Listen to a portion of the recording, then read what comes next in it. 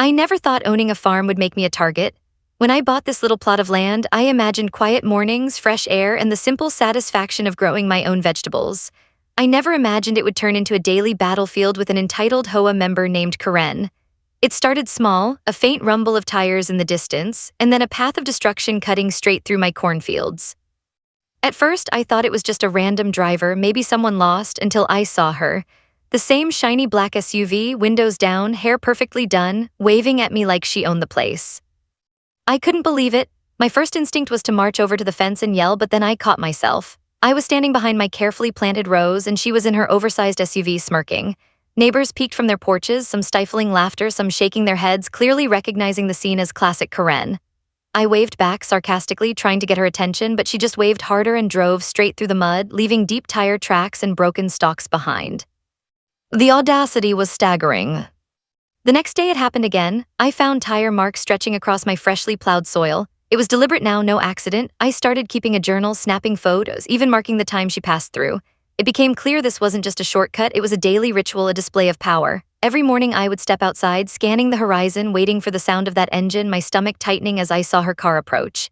Each time, the tension rose like a storm cloud over my fields. I tried talking to her at first. I ran after her car one morning, waving my arms and shouting, "Hey, that's my property." She rolled down her window, smiled, and said, "Oh, come on, it's just a shortcut." She laughed and drove off before I could say anything else. I couldn't believe it. She didn't see the rows of crops she was crushing. She didn't care about the hours I spent planting and tending. It was all invisible to her, and somehow that made it worse. The neighbors started noticing too.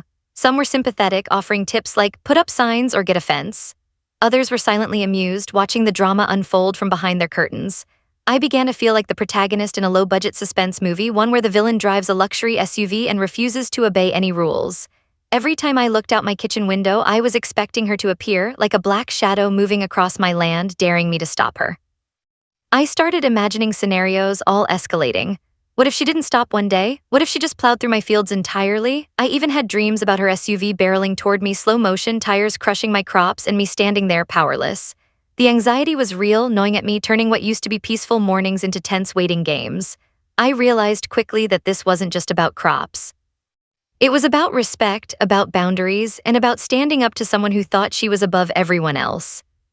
By the end of the week, I knew I had to act. I couldn't just yell and hope she'd stop. She wouldn't. I needed proof, I needed a plan, and most importantly, I needed a way to make her understand that my farm was not her shortcut playground. That evening, as the sun dipped behind the trees, casting long shadows across my fields, I made a decision. Tomorrow, I would start documenting everything, capturing photos and videos. I would find a way to defend my land without losing my temper, without breaking the law, and without becoming the crazy neighbor everyone whispers about. Little did I know this was only the beginning. Karen was relentless, and the days ahead would test my patience, creativity, and sense of humor. Every stolen moment of my farm would push me closer to a solution that would make her think twice before crossing my property again. The stage was set, the players in place, and I was about to turn my peaceful farm into a tactical battlefield. After a week of watching her tear through my fields, I decided it was time to confront Karen directly. I thought maybe a calm conversation at the next HOA meeting would make her realize the damage she was causing. I imagined her finally apologizing, maybe even helping me plant a row of corn as a peace offering. I laughed at the thought, naive, yes, but I was hopeful. The meeting started like every HOA meeting, small talk, complaints about mundane things, and the usual air of self-importance. Then it was my turn. I stood up, trying to keep my voice steady, and explained how her daily shortcuts were destroying my crops, damaging my soil, and stressing out my farm animals. I even showed photos, pointing out the tire tracks cutting across my carefully planted rows. She leaned back in her chair, crossed her arms, and smirked. "Oh, come on," she said, flipping her hair like it was a casual fashion show.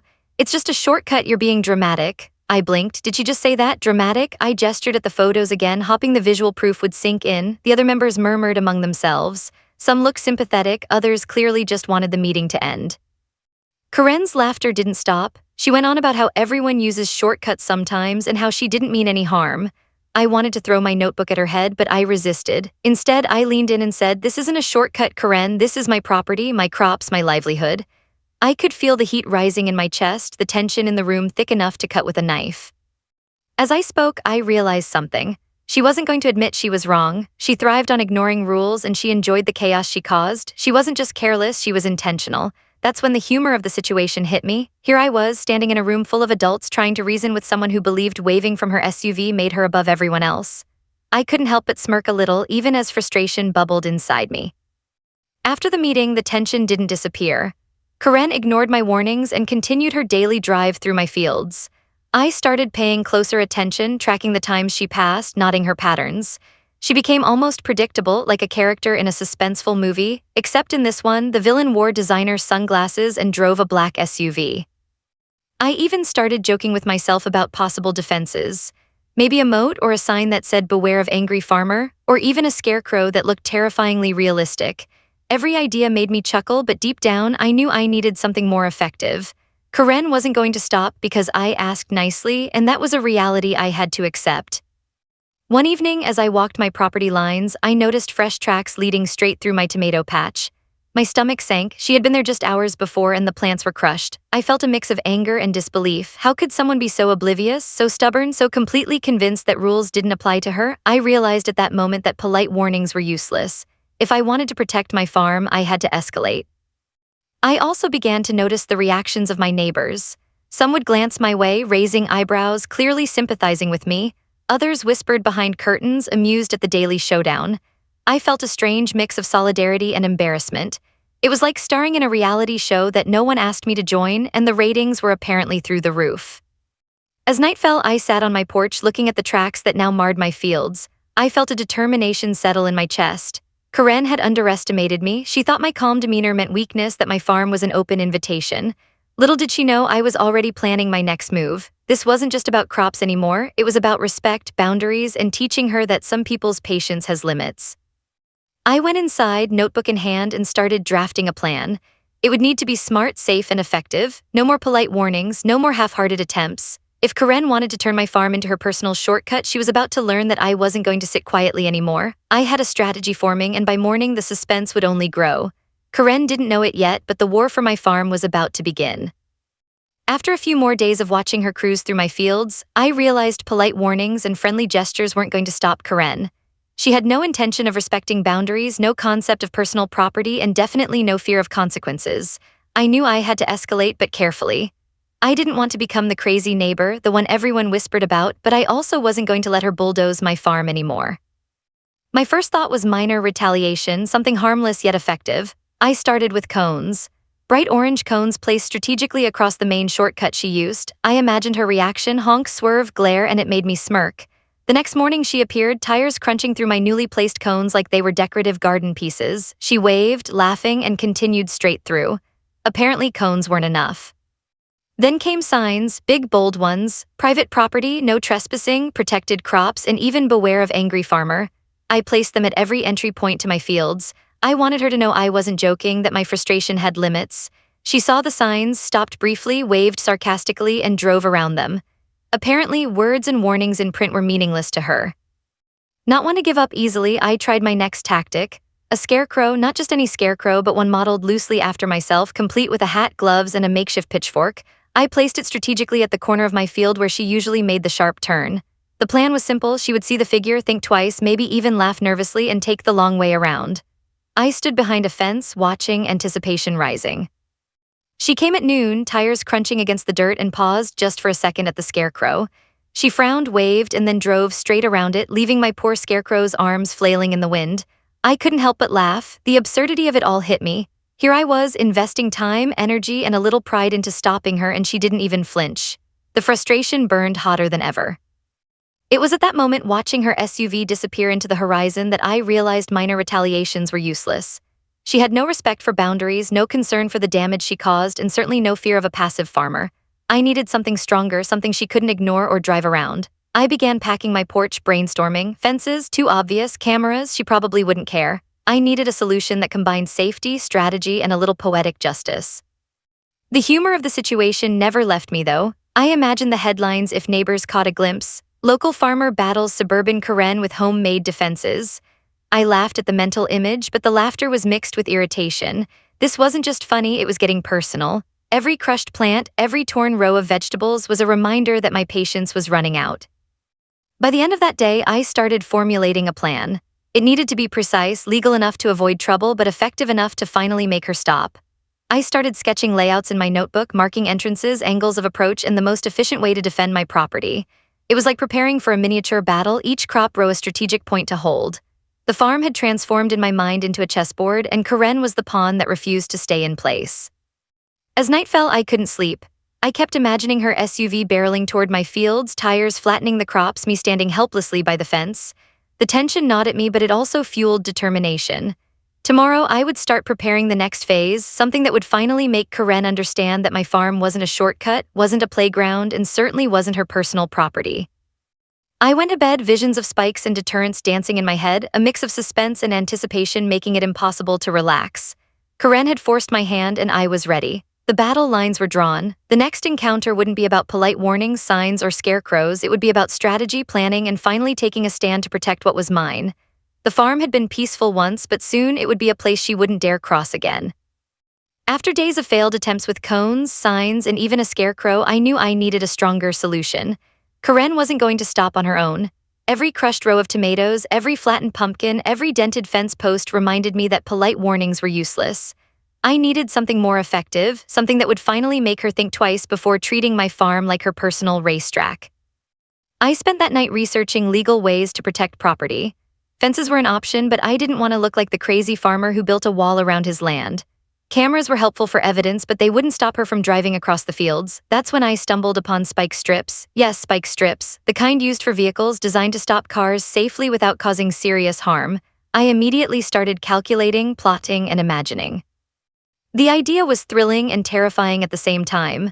I pictured her SUV approaching, tires crunching against the strips, and her jumping out in shock. I imagined the neighbors' reactions, some shocked, some laughing behind their curtains. It had to be safe, though. I didn't want anyone injured. I wanted her warned, stunned, and forced to stop using my farm as her shortcut. I began planning strategically. The strips would go where she usually made the sharpest turn through my property, the exact point where her tires caused the most damage.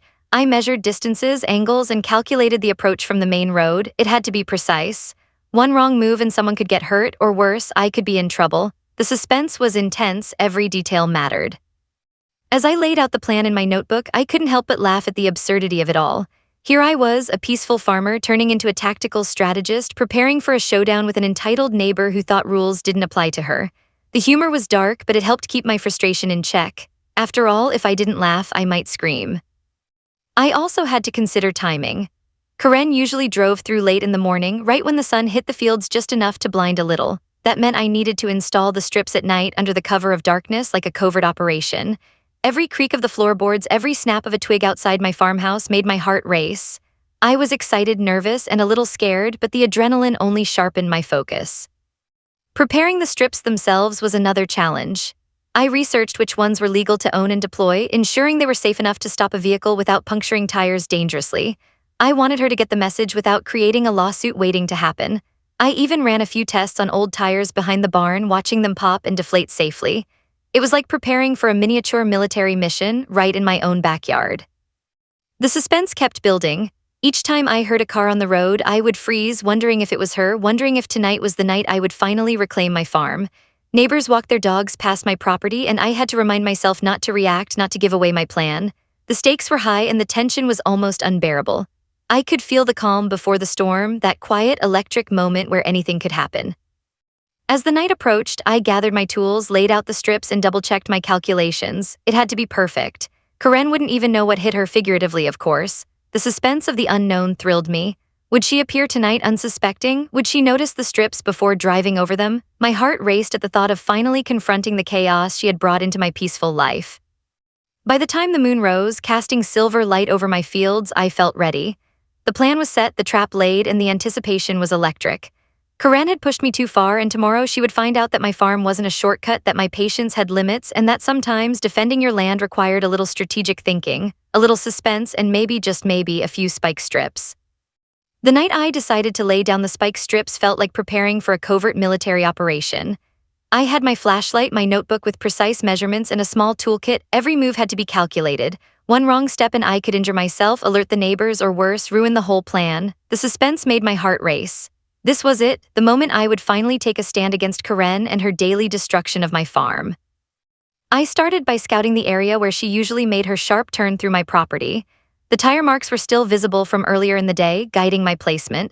I measured distances carefully, ensuring the strips would catch the tires but wouldn't pose a danger to anyone else. The moonlight cast long shadows across the fields, turning even familiar patches of soil into a landscape full of suspense and mystery.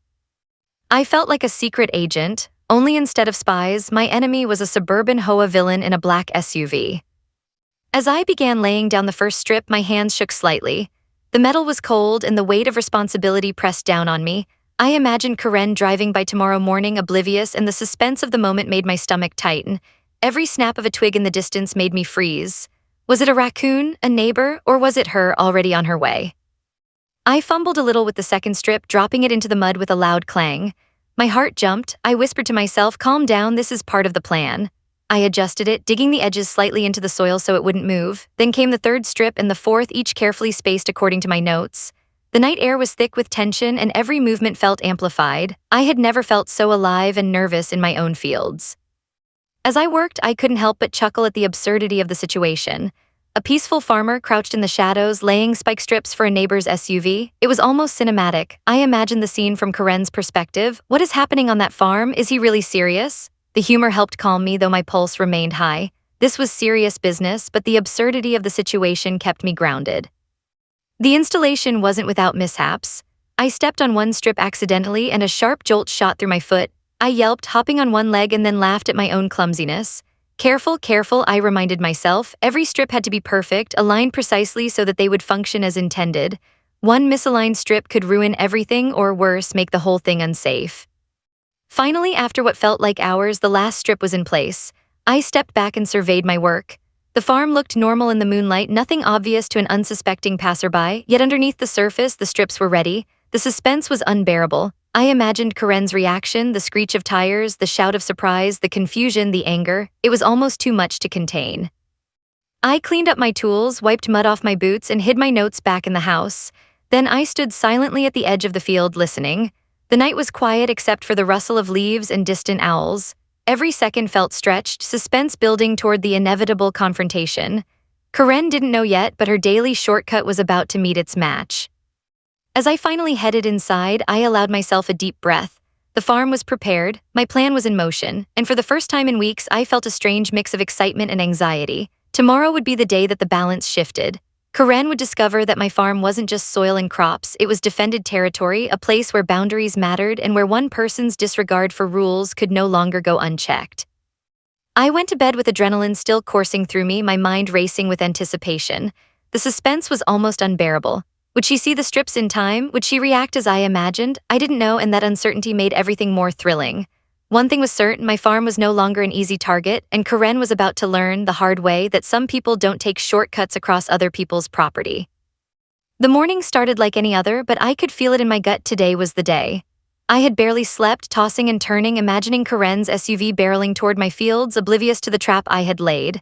My coffee didn't help calm the nerves, each sip only made my stomach twist tighter. The spike strips were in place, perfectly aligned, ready to stop her daily destruction. All that was left was the approach, the moment of truth. I stood at the edge of the field, peering through binoculars, my heart racing with anticipation. The sound of engines in the distance made me freeze, each rumble amplifying the suspense. My neighbors were starting their routines, walking dogs or jogging, completely unaware of the high-stakes drama unfolding just a few feet away. I felt like the protagonist of a thriller, only in this version, the villain wore designer sunglasses and acted completely oblivious. Then I saw her, a glint of black, the unmistakable shape of her luxury SUV turning the corner toward my farm. My pulse spiked. The suspense was unbearable. I crouched behind a fence post, watching her approach, wondering if she would notice the strips in time. The vehicle moved faster than I expected, tires crunching the dirt, oblivious to the danger ahead. I couldn't look away. Every second stretched like an eternity. The first tires hit the strips. There was a crunch, a hiss, and then a sudden wobble. I held my breath. Nothing catastrophic happened. The strips were designed to deflate tires safely, but the vehicle slowed dramatically. Karen's eyes widened and she jumped out of the SUV, hands flailing. "What is this?" she yelled, her voice carrying across the fields. Neighbors peeked over fences, some trying to stifle laughter, others just shaking their heads in disbelief. I stepped out slowly, trying to look calm, almost casual, though my heart was pounding. "Good morning, Karen," I said, keeping my tone light but firm. I thought it was time to teach my crops a little self-defense. She stared, red-faced, pointing at the strips as if they were some bizarre alien device. "This is illegal, you can't do this, I'm calling the HOA," she shouted, her voice cracking with frustration. The suspense of the moment hung in the air, thick and heavy. Would she escalate? Would she drive off and return with reinforcements? I could see the absurdity of the situation, and a small laugh escaped me despite the tension. Here she was, the self-proclaimed queen of shortcuts, stopped cold by a few simple strips in a farmer's field. The humor didn't take away from the drama, though it was intense. The sight of her packing, muttering, and gesturing wildly made the moment feel almost cinematic. I felt a mix of triumph and disbelief. After weeks of her disrespecting my land, this was the payoff. She stomped back to her SUV, trying to assess damage, but the strips had done their job without causing real harm. The tires were deflated just enough to make driving impossible without repair, but she would survive. The suspense wasn't over, though. She wasn't leaving quietly. She stomped across the field to the nearest phone, likely dialing the HOA, while I watched from a safe distance, arms crossed, enjoying the long-awaited victory. I started planning for the next phase in my mind. Karen would come back, no doubt, either with complaints, threats, or even legal action. I had to be ready, but for now the farm was mine. The corn, tomatoes, pumpkins, and every row of crops had a defender. The spike strips were silent sentinels, a reminder that boundaries mattered, that patience had limits, and that even the most entitled neighbor could be stopped with a little strategic thinking. As I walked through the fields later, inspecting the strips, I felt a wave of relief and triumph. My farm was safe, at least for today. Karen's outrage was loud, but the suspense of what would happen next made me smile. I knew this wasn't the end of the battle, but the first victory was sweet. Sometimes, standing up for what's yours requires creativity, nerve, and a little bit of suspense, and maybe a few spike strips. The next HOA meeting felt like walking into a battlefield. Karen had stormed over the day before, furious, threatening lawsuits, and demanding I remove the spike strips immediately. As I stepped into the meeting room, I could feel the tension thick in the air. Other members were murmuring, some trying to hide smirks, others just rolling their eyes. I had a front row seat to Karen's temper, and the suspense of what would happen next made my stomach twist. Karen wasted no time. She stood up, red-faced, waving her hands like she was conducting an orchestra of outrage. "This is illegal, you can't do this, those spikes could have hurt someone, I demand they be removed immediately," she shouted. The room went quiet, all eyes were on me. I took a deep breath, trying to look calm and composed, even as my pulse raced. I had prepared for this moment, rehearsed my words, and now it was time to deliver. "Good morning, Karen," I began, my tone measured. "I understand your frustration, but let's remember whose property this is. This farm is mine, and my crops have been destroyed repeatedly by your shortcuts. The spike strips were deployed to protect my land safely and responsibly without harming anyone. The photos and videos I brought show the pattern of daily trespassing." I gestured toward the stack of evidence I had laid out on the table. The suspense in the room grew as everyone lined in, waiting for her reaction. Karen's face turned purple. She fumbled through her papers, trying to find some rule or regulation that would support her claims. Her arguments were loud but scattered, a mix of outrage and disbelief. She kept insisting the spikes were dangerous. But when I calmly pointed out the safety measures and my careful research, she had no real rebuttal. The humor of the situation didn't escape me. Here she was, yelling and flailing, while I stood calmly defending my property like a seasoned strategist. I then played the photos and videos for the entire meeting. One by one, they showed her SUV cutting through the crops, the tire tracks, the flattened rows, the destruction she had caused over weeks. Murmurs spread through the room. Some members whispered to each other. Finally, someone stands up to her, while others simply shook their heads. The suspense peaked. Would the HOA actually side with me, or would Karen's theatrics win the day? As the room waited for a vote, Karen tried one last desperate tactic. "This is harassment, you're targeting me," she shouted, almost tripping over her own anger. I kept my voice calm. "This isn't personal, it's about protecting my property. If the roles were reversed, you would expect the same." The tension was thick enough to cut with a knife. Every eye in the room was on the two of us, waiting for the verdict. Finally, the vote was called. One by one, members raised their hands, and I could see the shift happening. The room leaned in as the chairperson announced the result. The HOA sided with me, my farm was protected. Karen had to stop using it as a shortcut immediately. The suspense broke like a wave, replaced by a mix of relief, triumph, and a little disbelief. It had actually worked. Karen's outrage didn't diminish, but the room no longer backed her theatrics. She stomped out, muttering threats and complaints under her breath, while I quietly packed up my notes, keeping a mental record of my victory. Neighbors who had observed from previous meetings gave small smiles or nods, a silent acknowledgement of the battle won. The suspense of waiting for justice had ended, at least for now, and my farm was finally safe. Walking out of the meeting, I felt a sense of triumph that went beyond protecting crops.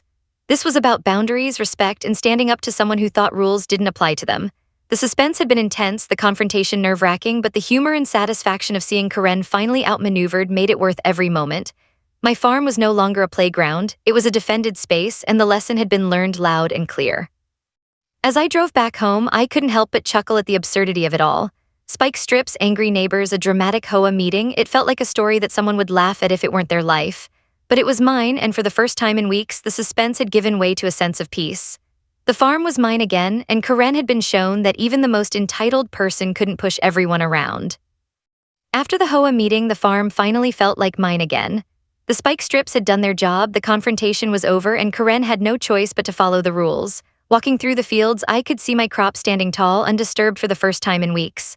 The morning sun reflected off the leaves, and the soil smelled fresh and alive. It was a small victory, but it felt huge. The suspense of the past weeks had finally released its grip. I couldn't help but chuckle as I remembered the absurdity of it all: cones, scarecrows, signs, and then the ultimate weapon, spike strips.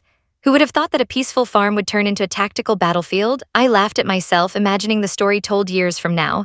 The farmer who outsmarted the infamous hoakaren with nothing but strategic thinking and a few well-placed spikes. The humor lightened the tension that had been building for weeks. Karen was gone, at least for now. I could see her driving down the public road, muttering under her breath, maybe plotting her next move.